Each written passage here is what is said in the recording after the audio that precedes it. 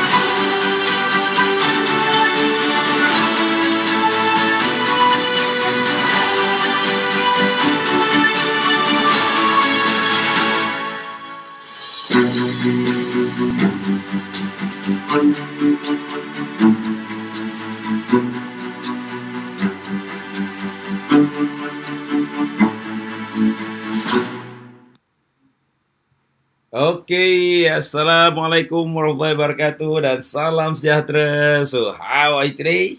Excellent, that's right. Okay, Alhamdulillah, malam ni kita dapat bersama lagi dalam sesi sembang santai kita. Sesi di mana kita berkongsi pengalaman, kita berkongsi sedikit pengetahuan, betul? Supaya anda boleh menjalani hidup hari-hari anda dengan lebih baik, lebih berpengetahuan dan juga lebih bermaklumat. Betul? Kerana saya yakin hidup kita adalah untuk beri manfaat kepada orang lain. Hidup kita adalah untuk berkongsi dengan orang lain. Dan hidup kita adalah untuk, orang kata, membantu orang lain dalam apa juga keadaan. Dan saya yakin setiap orang ada peranan yang tertentu. Setiap orang ada orang kata tugasan dia yang tertentu. Walaupun kita yakin kita ada tugas hakiki kita untuk bekerja, untuk orang kata beri nafkah pada keluarga dan sebagainya. Tapi kita kena faham tuan-tuan. Perkara yang lebih besar when we give and we learn to give. And the best thing is when we learn to give and give unconditionally. Betul? Yes. So that's why insyaAllah macam mana janji orang kata janji kita setiap malam insyaAllah selagi saya diberi kekuatan, saya diberi kesihatan, insyaAllah setiap malam pukul 9.30 saya akan berkongsi sedikit ilmu, maklumat dan juga maybe approach baru supaya kita dapat memperbaiki perjalanan hidup kita supaya lebih baik.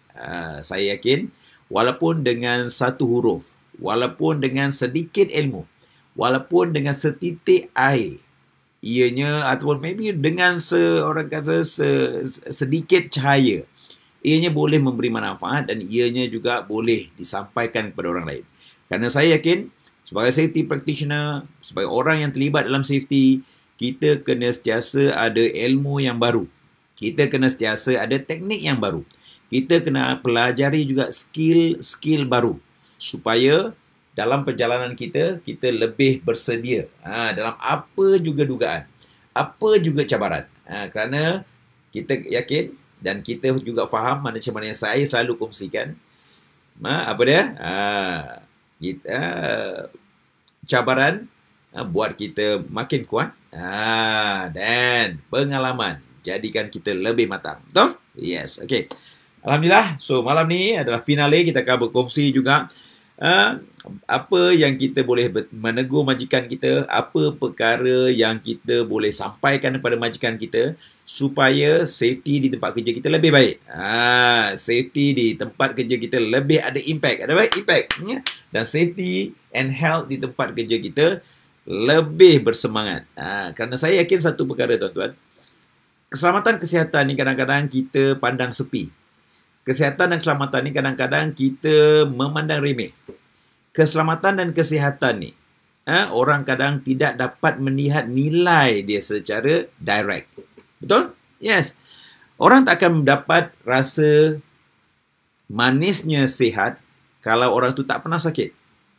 Orang tak akan rasa pentingnya sihat bila dia tidak pernah masuk hospital ataupun tak masuk hospital. Dan dia tidak rasa betapa lazat dan nikmatnya sihat sekiranya ia tidak mengalami apa-apa penyakit yang boleh menyebabkan maybe hilang, orang kata hampir mati ataupun sesuatu yang kronik pun. So that's why kalau kita nak tahu bagaimana berharganya kesihatan, kita tanya orang-orang yang sakit. Kita tanya orang-orang yang pernah mengalami dugaan orang kata tidak sihat. Di mana bila kita sakit, kita tidak boleh kata no untuk keluarkan duit untuk kita sihat. Bila kita sakit, kita tidak, orang kata tidak berkira untuk mengeluarkan duit sikit atau banyak untuk jadikan kita sihat. Dan bila seseorang tu sakit, dia sanggup korbankan banyak perkara hanya untuk kembali sihat je pun.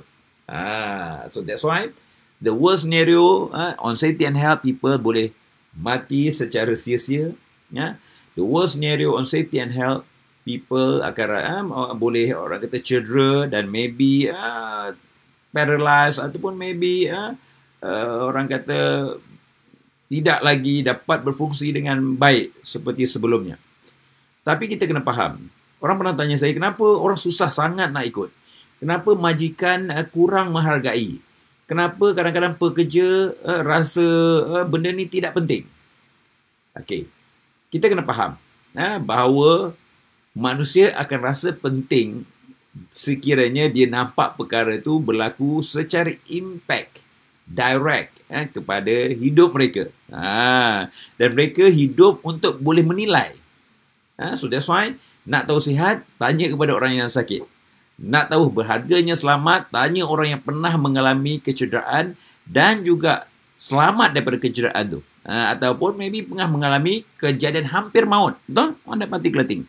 Ataupun kalau tidak pun, melihat maybe saudara, mara yang pernah kemalangan, dan maybe melihat orang yang sayang atau mereka dikenali itu mati kerana kecederaan atau kemalangan. So kita kena faham. Orang kenapa rasa pandang sepi pada safety kerana mereka belum lagi kemalangan.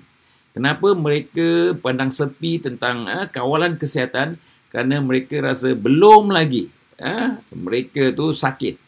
So perkara yang belum lagi sakit, belum lagi cedera, amat sukar untuk memastikan orang kita convince untuk prevent. So that's why satu keyword dalam safety and health dan dalam kehidupan yang kita kena faham adalah apa dia? Prevention. Apa dah? Prevention. Ataupun kita panggil dalam bahasa Malaysia apa dia?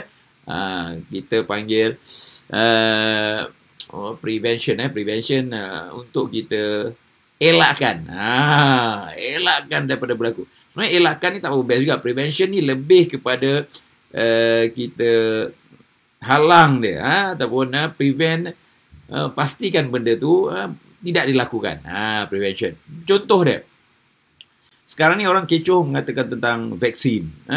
Orang sibuk menyatakan tentang maybe kesan COVID. Ada orang yang maybe critical disebabkan maybe kesihatan mereka disebabkan oleh COVID juga menguji kesihatan seseorang. COVID juga menentukan juga sama ada antibody seorang tu kuat atau tidak. So therefore, selain daripada kita melihat pada kesan dia, kita kena melihat kepada prevention. Apa dia? Prevention. Kenapa kita kena jarak sosial? Prevention. Kenapa kita kena pakai mask? Prevention. Kenapa kita kena declare diri kita sekiranya kita tak sihat, sekiranya kita demam, sekiranya kita sakit tekak atau sebagainya, declare dan beritahu. Prevention. Tapi, saya mohon maaf, manusia mempunyai satu perangai ataupun attitude yang dinamakan manusia. Apa dia? Mereka cuba lari dari kenyataan. Mereka cuba nak tai chi pada orang lain. Mereka tidak mahu melihat diri mereka lemah. Mereka tak mahu dilihat sebagai handicap. Mereka tak mahu dimalukan. Mereka maybe tak mahu dipulau. Ataupun mereka tidak mahu dilabelkan. Betul? So that's why bila mereka tidak mahu berlaku itu pada diri mereka, mereka sanggup buat apa saja. Dan kadang-kadang sampai level menipu ataupun tidak memberi maklumat yang betul. So that's why amat penting sebagai orang yang menjaga safety and health, berkata jujur. Penting untuk orang yang bertugas sebagai safety and health, sama ada anda OYK, untuk triple S, safety coordinator, safety officer, maybe mereka juga yang terlibat dengan OYK, kena berkata benar dan menetapkan integriti diri. Itu penting. Kerana apa? Bila kita ada kekuatan, kita ada orang kata keikhlasan dan kita ada perkara yang betul kita buat, kita akan rasa lebih kuat sebenarnya. Tapi yang membahayakan kita adalah ketakutan kita sendiri. Contohnya, keberanian kita untuk beritahu majikan, salah tu bos. Apa dah? Salah tu bos. Bukan senang nak beritahu, bos, salah tu bos. Tapi ia perlukan keberanian dan kekuatan. Kerana sebelum kita melakukan sesuatu, kadang-kadang banyak sangat biawak dalam kepala otak ni. Kata, boleh ke? Oh, nanti kesan dia macam mana? Nanti kalau aku kena buang macam mana? Kalau. Betul? So, musuh seorang individu yang paling besar adalah perkataan apa dia? Kalau. Ataupun dalam bahasa lain, dalam psikologi kita panggil small little boys. Ataupun dalam bahasa kasar dia adalah biawak. Apa dia? Biawak. So therefore, kita kena jadikan biawak tu berkata-kata lebih positif dengan diri kita. Kita kena jadikan orang kata small little voice tu sentiasa memberi semangat pada kita. Dan seterusnya, kita kena bentuk small little voice itu supaya ianya boleh memberi kita kekuatan empowerment pada diri kita dan seterusnya pada orang lain. Okay? So, okay, siapa yang ada malam ni? Bagi Assalamualaikum, selamat malam. Dan juga jangan lupa bayar yuran sikit. Share dengan like kat situ. Okay, share dan like kat tempat lain. InsyaAllah. Semoga bermanfaat. Dan okay, malam ni, okay, kita ada siapa dia? Zu, apa khabar Zu? Waalaikumsalam. Okay, Tony. How are you today? Excellent. Okay, bye. Iskandar, apa khabar Iskandar? Sihat? Okey, kita ada siapa lagi hari ni? Kita ada okey, Sukma. Selamat malam tuan. Bismillahirrahmanirrahim. Alhamdulillah. Kita ada Haizi. Apa khabar Haizi? Jangan lupa share dekat kawan-kawan kita. Share dekat OYK kita supaya mereka tahu bahawa ada orang yang boleh bantu kita untuk bawa ke level yang seterusnya. Ingat, kita hanya boleh memartabatkan safety practitioner dan juga safety bila kita ada ilmu yang bagus. Ilmu yang terkini. Ilmu yang kita update dari masa ke semasa. Betul? Okay, good. Nah, Waalaikumsalam. Vini, apa khabar Vini? Excellent. Stay excellent. Okay, Vini. Thank you. Kita ada Putra. Apa khabar Putra? Waalaikumsalam. Jangan lupa share kat kawan-kawan kita. Share juga dekat grup-grup safety kita. Supaya kita boleh beri manfaat dengan orang lain. Ingat? Sebaik-baik manusia adalah orang yang boleh beri manfaat kepada orang lain. Sebaik-baik manusia adalah orang yang boleh beri manfaat kepada ramai orang. Betul? Kita sampaikan pada kawan-kawan kita. So, kita ada Iskandar, apa khabar? Okay, good. Mukasa, apa khabar Mukasa? Yes, thank you very much. Kita ada je. Hai Nizam, apa khabar Nizam? Apa khabar orang Naya kita? Sehat? Alhamdulillah. Okay. Dan kita ada juga Nasrul, apa khabar Nasrul? Suryani, Waalaikumsalam Suryani, apa khabar? Sehat. Okay, siapa yang ada kat sini bagi salam. Okay, on that part. Okay, hi Magison, apa khabar Magison? Stay excellent. Okay, good. Zul Isham, apa khabar Isham? Malik, biawak hidup, betul. Kadang dalam hidup ni banyak sangat biawak hidup. So, kita kena belajar macam mana nak perkuatkan diri kita. So, that's why saya selalu pesan. Haizi, apa khabar Haizi? Okay, selalu pesan. Dan Zul Isham, apa khabar? Saya selalu pesan kepada diri saya dan juga student-student saya, always remember. Okay, dalam hidup ni, kita jangan berharap orang lain untuk memotivasikan kita. Dalam hidup ni, kita jangan terlalu punya harapan tinggi untuk orang menghargai kita. Dalam hidup ni, tuan-tuan, jangan ada harapan yang amat tinggi untuk orang maybe berbuat baik sahaja pada kita. That's why kenapa saya ajak anda salah satu rahsia dalam hidup. Tulis kat situ, siapa nak tahu rahsia? Nak tulis? Saya nak tahu rahsia. Tulis itu, saya akan share rahsia yang paling besar dalam hidup ni. Rahsia yang melangkaui expectation kita. Rahsia yang boleh menjawabkan hati kita tenang. Rahsia yang boleh menyebabkan jiwa kita tenteram. Walaupun apa pun berlaku. Walaupun gempa bumi berlaku pun. Walaupun tsunami berlaku pun di luar. Faham saya? Kita masih tenang. Okay, siapa nak tahu rahsia tulis? Saya nak tahu rahsia. Saya share. Okay, good. Okay, tak apa nak? Alhamdulillah. Okay, tak ramai yang nak nampak? Tak apalah. Okay, kita cover je lah yang terakhir malam ni. Malam ni finale Okay, good. Finale, mana kita akan cover sedikit apa yang kita dah cover sebelumnya. Dan insyaAllah malam besok kita akan start belajar suatu perkara yang best. So, kita akan belajar 3 perkara utama. Apa dia? Kita akan belajar 3 perkara utama. Nanti saya akan share on that particular part. Okay, good. Saya nak tahu. Okay, so rahsia dia adalah, okay, tulis kat bawah tu. Siapa yang ada, tulis kat bawah tu. Throw away. Wording of give and take. Ataupun buang jauh-jauh kata-kata tentang give and take. So, jangan pakai that particular word. Kenapa? Bila anda pakai that particular word, give and take, anda akan kecewa kalau anda tak dapat take balik nanti. Tukarkan kepada version 2.0. Tukarkan kepada version baru. Tukarkan kepada kata-kata yang baru. Apa dia? Tulis kat situ. Give more, and give unconditionally. Tukar kat situ. Yes. Bagus. Itu rahsia dia. Okay. So, rahsia dia, throw away kataan give and take. Kerana apa? Bila anda give and take dan anda tak dapat take balik, anda akan kecewa. Kerana apa? Anda meletakkan expectation untuk dapat sesuatu. Dan bila anda tak dapat, anda akan rasa down, anda akan rasa kecewa, anda akan rasa maybe nak bagi tu mula kurang-kurangkan sikit. Okay? So that's why change kepada version 2.0 apa dah?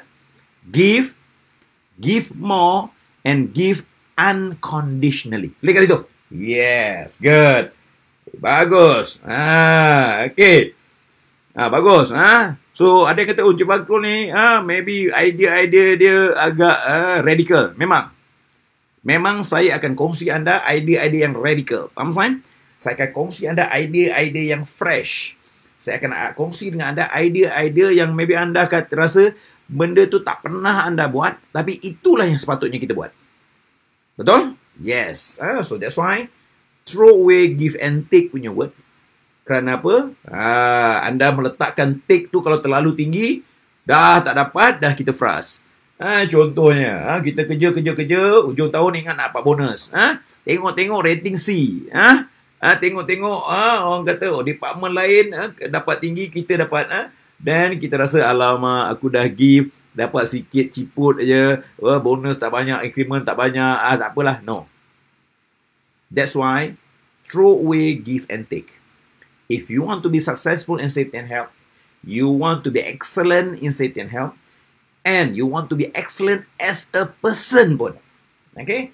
So, take note dekat situ, kita tukar kepada slogan baru. Okay? Ada yang nak tulis benda ni dekat dalam anda punya, itu pun boleh juga. Apa dia? Give more, and give unconditionally. Faham kan?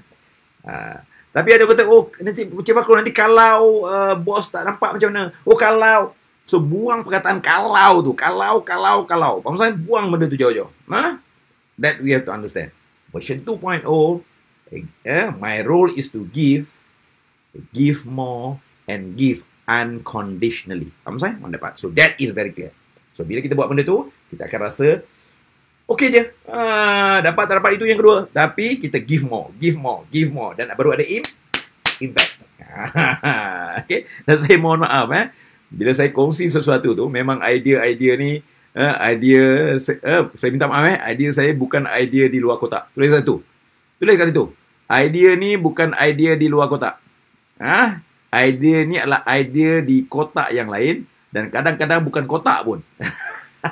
You kena faham benda tu. Okay? So that's why last kali yang kita nak adjust kat kepala otak bos. Kita nak perbetulkan dekat dalam kepala otak bos. Yang penting juga, kadang-kadang kita mendapat persepsi yang salah. Okay? So siapa-siapa yang nak extra tulis kat situ. Okay? Okay, good. So yang ketujuh, yang kita kena faham, dan yang terakhir yang kita kena perbetulkan. Dalam kepala otak bos-bos kita ni, dalam kepala otak majikan kita, dalam kepala otak pengurusan kita, adalah wordingnya ini. Apa dia? Okay. Pesanan ni kepada ni kan. Typically, majikan akan ingat apa dia? Non-conformance adalah apa dia? Satu dosa. NCR adalah satu kesilapan yang besar. NCR adalah satu perkara yang tidak bagus. NCR adalah sesuatu yang maybe orang nampak tu, dosa-dosa besar. Betul? Ada juga manajemen yang mengaitkan NCR dengan performance. Ada juga majikan yang meletakkan NCR sebagai tanda aras sama ada kau buat kerja ke tak buat kerja. Okay? Bagi tahu macam ni, bagi tahu dengan bos, salah tu bos. Apa dah? Salah tu bos. Okay. Okay. So, ingat, kalau kata bos cakap NCR itu berdosa. NCR itu, atau NCR apa dia? Ada yang tak tahu NCR pula. Apa dia NCR? Tulis kat bawah tu. NCR adalah non-conforming report. Apa? Non-conforming report. So, kita kena faham this concept. Kalau management ataupun pihak pengurusan menyatakan NCR is a sin, NCR ni macam satu dosa besar, NCR ni tak bagus, Mamsan, bagi tu orang bos, apa dah? Bos, salah tu bos. Apa dah? Salah tu bos. Kenapa? Bila kita menganggap non-conformant itu satu kesalahan besar, non-conformant itu sebagai satu dosa, ia akan menyebabkan manusia akan buat apa saja untuk buat magic. Manusia akan buat apa saja untuk pastikan ia swipe under the carpet. Ia akan buat apa saja untuk pastikan benda itu menghalalkan cara. Benda yang dah tak bagus, kita nak cuba halalkan juga. Cuba nak kautim lah, cuba nak buat magic lah, maybe nak buat sesuatu just kerana hendak menutup. Okay? Non-conformance atau kesilapan itu. Okay, tulis kat situ. Macam ni, NCR adalah satu dosa atau satu sin, ataupun NCR is not good, bagi tu orang bos apa dah? Salah tu bos. Apa dah? Semua sekali macam ni apa dah? Salah tu bos. Tulis kat situ. Yes. Okay. Sahabat dah. Fikri, apa khabar? Bagi tahu. Kalau kata NCR is a sin, NCR tu satu perkara yang tak bagus, bagi tahu bos anda, macam ni apa dah? Salah tu bos. Dan orang kata apa yang betul? Okay, good. Tulis kat situ. Non-conformance atau NCR is a tool for improvement. Apa dah buat macam ni? Apa dah? Tool for improvement. Apa dah? Buat macam ni apa dah? Tool for improvement. Yes. Non-conformance adalah tool for improvement. If no NCR, how to improve?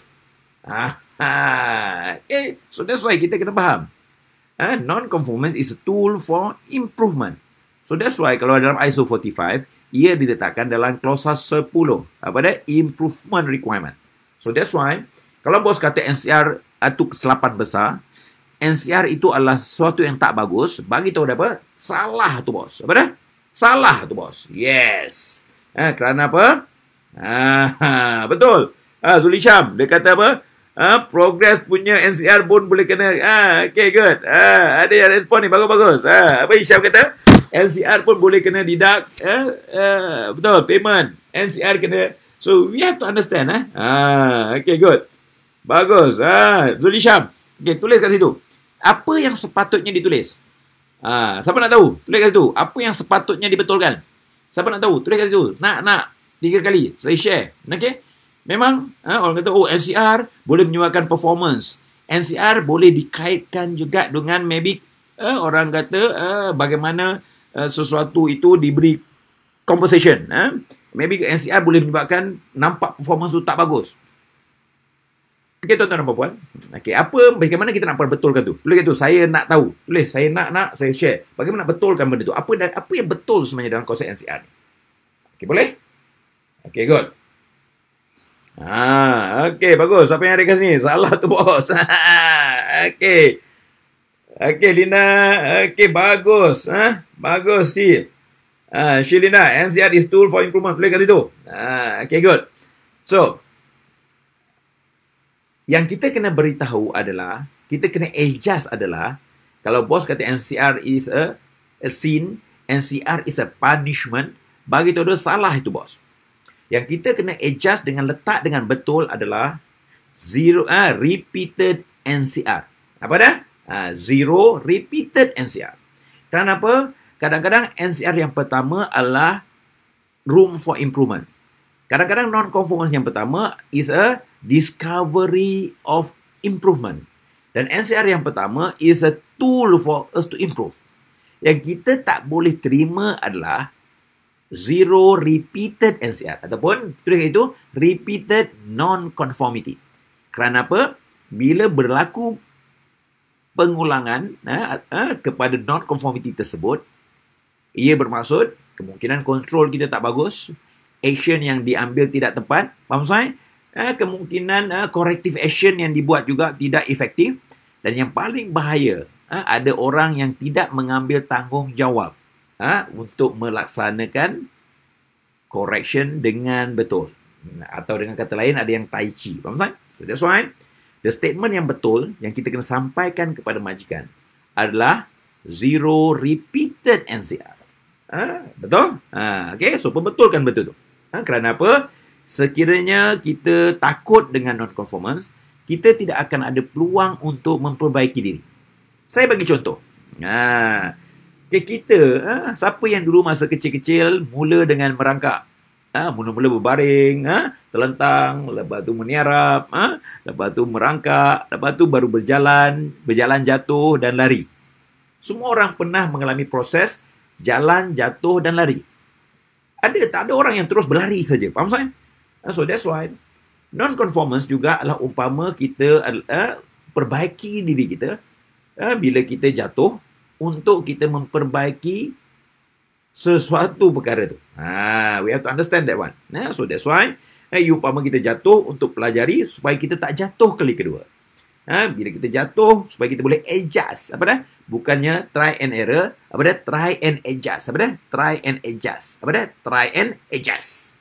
So that's why bila kita jatuh, kita buat kesilapan, ia adalah untuk kita buat adjustment supaya lebih bagus. Bukannya buat apa sahaja cara, dan kadang-kadang tindakan yang tidak menghalalkan cara just untuk zero NCR, which is not right. Okay? So bagaimana persepsi NCR dalam auditing? Itu saya akan share nanti kalau you belajar apa dia skill sebagai auditor. Okay? So always remember that. Kalau kata bos ada menyatakan tentang NCR is a sin, Non-conformance is not good. Non-conformance ada kaitan dengan performance yang tak bagus.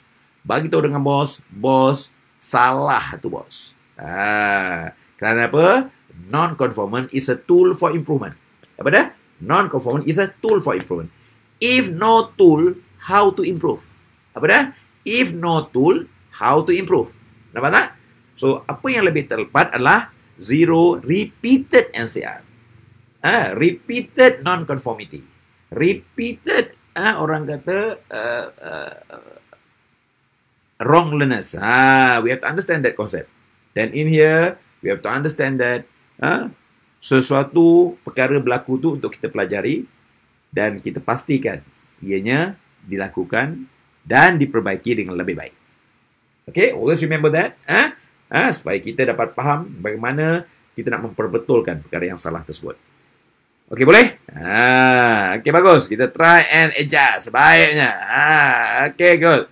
So, next, kalau ada apa-apa siapa yang ada soalan boleh letak kat situ. Apa-apa soalan anda yang saya InsyaAllah malam besok lagi best. Besok kita akan belajar, kita akan cover on new topic.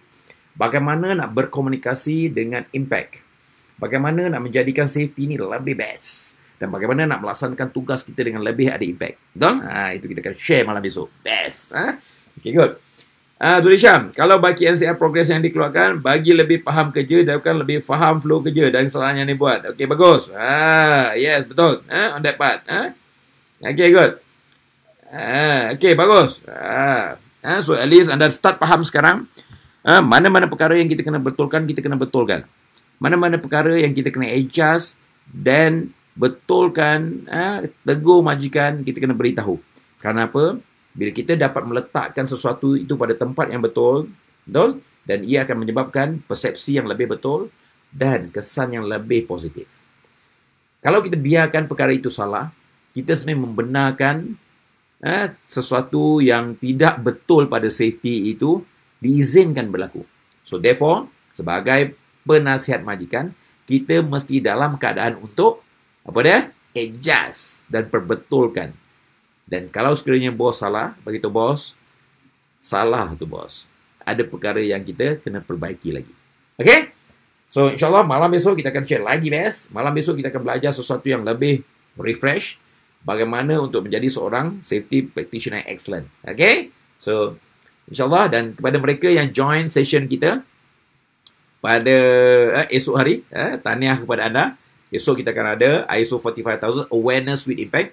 So, anda akan pelajari ISO 45, bagaimana anda belajar untuk mengajar. Ingat tu, tulis itu apa? Belajar untuk mengajar. Kerana saya yakin, sebagai safety practitioner, kita attend training bukan untuk dapat sertifikat aja. Kita belajar untuk mengajar. Kita belajar untuk menyampaikan kepada orang lain. Kita belajar untuk beri manfaat kepada orang lain. Okay? So, pada yang ada besok, kita jumpa besok. Dan insyaAllah, pada yang lain, kita jumpa malam esok pukul 9.30. Kita belajar macam mana recharge bateri kita lagi. Okay? So, I kata, stay safe, stay healthy, and stay excellent. Okay? Okay, bye.